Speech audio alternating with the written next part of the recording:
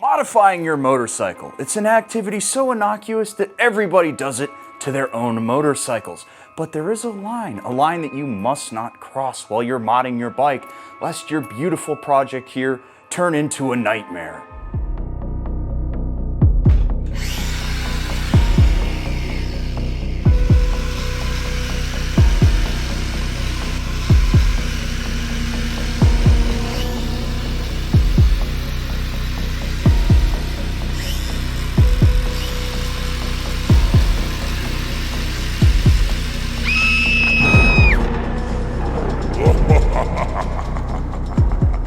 There's a monster lurking deep in every garage, and you might not like where you need to look. Look deep inside, look in your tool chest, look in your hand. Maybe it's you who's ruining your motorcycle. Sorry guys, things were getting a little bit weird up in here. I decided to bring things back down to normal, but there is some truth to what I was saying.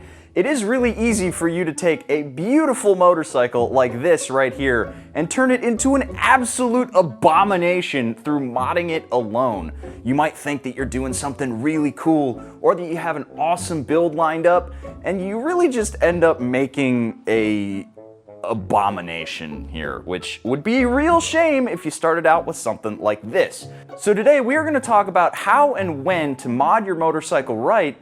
And the most important thing is when to not touch it and leave it stock. Let's dive into this one, should be a good one.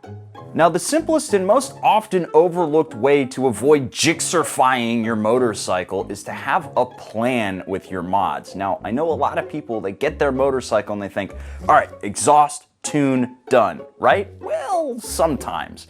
You're gonna start riding your motorcycle around and you're gonna think, well, it needs a new windscreen, and then it needs new levers, and then it needs new pegs, and you're just gonna start creating this hodgepodge of lists of parts that you're gonna buy.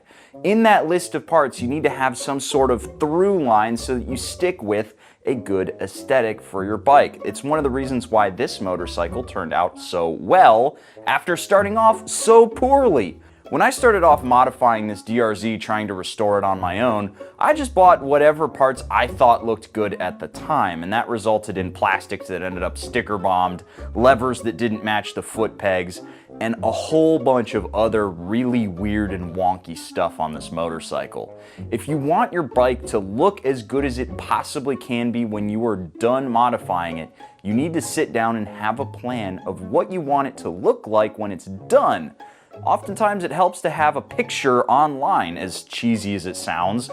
A vision board can help you modify your motorcycle and not have it look like an absolute wretched abomination.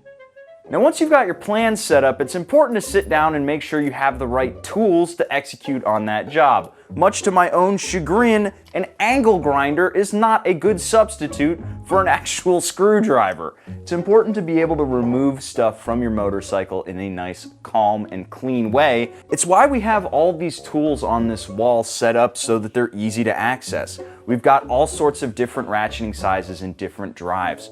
We've got ratcheting wrenches and open-faced boxes so that we can attack any job and get it done right. You don't want to be trying to undo metric Allens with standard ones. It's better to just run off to the store and get yourself the right tool for the job. You'll thank yourself later.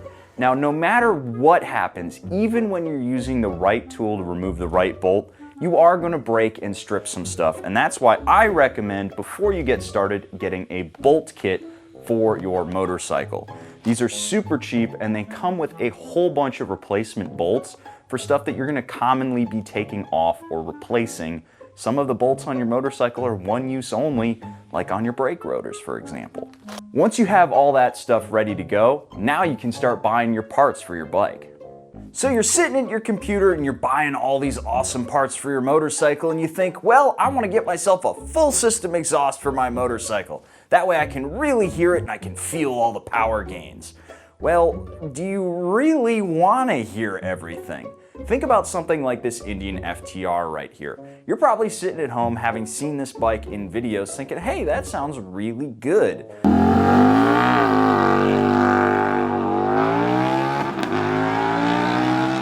The only reason it sounds really good is because it is so loud in person. If you ride this thing for more than about 2 minutes without earplugs, you will suffer hearing damage. It is just that loud. It's an important check to think to yourself if deleting the catalytic converter on your motorcycle for a full exhaust system is worth being an absolute menace to society.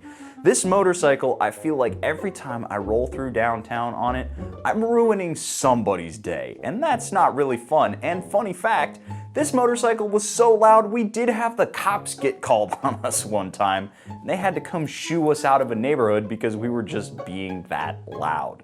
If you're getting an exhaust system for your street motorcycle, it's probably best that you just get a slip-on. A, you don't need to tune it.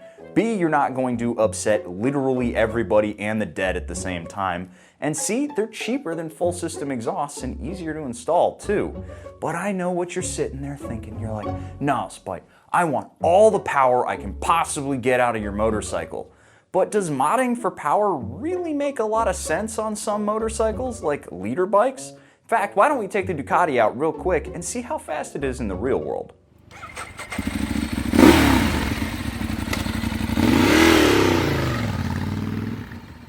So you're out there thinking that you need to mod your super bike for power, right? You think that you need something that's going to make you go faster on the street so that you can keep up with traffic, right?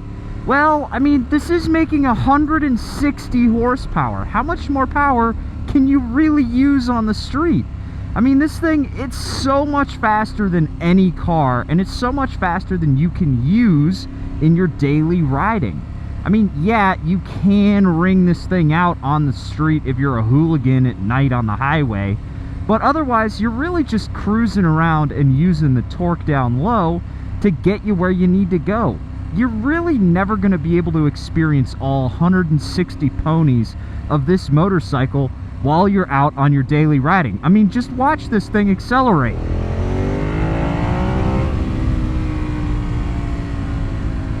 That's one gear right there, guys, not even. I barely held it open, and we're doing way faster than we need to on this nice twisty road here. Now, it is worth pointing out that a lot of people say that they want to modify their exhaust system or tune their motorcycle to smooth out the power band, and I do understand that. But you gotta remember that with a lot of motorcycles, the way they're designed, the designers know more than you do, and they're set up really, really well. This Ducati here, for example, was built before a lot of the onerous emissions regulations came in and held this bike back. Manufacturers like Triumph nowadays put a ton of effort into making their fueling really, really good. And by going in and messing around with that, you can actually make your motorcycle feel worse than it was from stock. That's not what you want out of your fancy motorcycle. Once again, with modern motorcycles, I really recommend you just get a slip-on, something south of the catalytic converter that's really not going to change the way your motorcycle behaves. Just make it a little bit louder so you can enjoy hearing your motorcycle, but other than that, it's not really worth it. Now I can already hear the comments down below. I can literally hear the words you're typing out in my brain that I said you shouldn't be modding for power when this is your street motorcycle, but you're thinking, Spike, you put a tune and an ECU and all sorts of good stuff onto this Fireblade right here so it could make 215 horsepower. Wasn't 186 good enough for you? You had to do 215? Well, first of all, we have a YouTube channel and we gotta make a little bit of juicy content for you every now and again. So we gotta make ourselves some really fast motorcycles so you can just enjoy eating up some nice pulls on the highway. However, if this were my street motorcycle, first of all, I would be extremely wealthy and have enough for another motorcycle that I could ride around that is way more normal. And second of all, this is not really a street bike. Yes, it has lights, but it's functionally a race bike, right? So making it make a ton of power for a racetrack makes a lot of sense. It's why you see stuff like GP bikes that would be unbelievably awful on the street, but make about 300 horsepower at the wheel because they literally only care about one thing, and it's disgusting. And that's more or less what this is all about. This here is a street mule. This here through and through is a street motorcycle. Yeah, you can't take it to a track and have a great time, but it's really a livable super bike that you can agree with on the street. This thing, not at all. So what we're really considering here is use case. Street bike, race bike. Fun on the track, literally only a track weapon. So making a ton of power here kind of makes a little bit more sense. Something you need to be considering when you're out there thinking about modifying for power. 216. How did that feel? Great. Cool. Were you worried about a part? I think we can just cut around some of the weird parts. Cool. Now to test and see how well you squids have been paying attention at home, I've created myself a little quiz so you guys can see exactly how much you've learned. Get your pencils ready, let's get started. Now, first things first, on this R7 right here, we have the stock exhaust. What is the correct choice for the exhaust system on this motorcycle? Is it A, leave it stock, B, get yourself a nice tasteful exhaust system, or C, cut it off at the headers and see what happens? Now you are correct, the answer is B. If you selected anything else, you're bad and you should feel bad about yourself. Go back and rewatch the whole video. Next question, this motorcycle here is only making 74 horsepower and that's not enough for you. Do you need to go out and get yourself a crazy flash that's gonna blow the heads off this motorcycle? Get yourself a nice, stable Power Commander tune and be done with it, or C, leave it stock because it's only 74 horsepower. Now, if you're sitting at home thinking B or C both seem correct, you actually are. You can get a Power Commander for this motorcycle and make a little bit more, smooth out some of the curve on this bike, make it a little bit easier to ride and a little bit quicker, but you're not gonna get a whole lot of stuff out of it.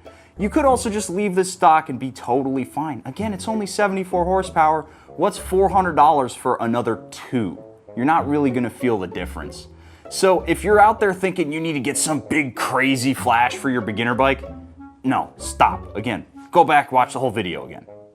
Now our last question today has to do with looks. You want this R7 here to feel different from all the other ones out there. There might be many like this, but this one is yours. Now you want to get some aesthetic mods for this bike. Are you better served by A, getting yourself a couple of anodized parts that match the aesthetic on this bike already, B, running out, hacking off all the parts, and then wrapping what's left in hentai because you're a degenerate, or C, leaving the bike stock so that you actually retain some value? Unfortunately, guys, for you, the answer is C. Leave this motorcycle as stock as possible because it's just not going to help you sell the bike later on. It's not gonna make it feel that much different. Even if you've got your cool anodized parts on there, you're still just riding around on a motorcycle that anyone can go buy. Better just to leave it there. And again, if you thought it was B, you need to get some help. No hentai wraps on motorcycles. Trust me, we've tried it. It doesn't end up very well. Now, all jokes aside, I hope you enjoyed this look into how I go about modding motorcycles, including the ones in this shop. Now, if you want to win the Fireblade that we showed off, the Ducati 1098, this R7 right here, or the Indian FTR 1200S, click the links down in the description below. Get yourself signed up to win on yammynoob.co. If you sign up there, you'll also get access to the Discord server, which has a ton of different riders riding all kinds of different motorcycles, and they are a wealth of knowledge that are ready to help you out selecting mods for your project, and they'll also be able to help you install it if you run into an issue. Now, if you think I missed something in this video that I need to add to my toolbox, go ahead and let me know down in the comments section below, and I'll see you guys in the next one. Hey, great seeing you here. Didn't think I'd see you back at the end of another Yammy Noob video. Yes, this video is actually over, but if you hit this link over here, you can keep watching Yammy Noob. Leave me a comment on this one and that one if you don't mind. Let me know if you liked it or hated it, and then maybe we can make the videos better. Keep improving, right?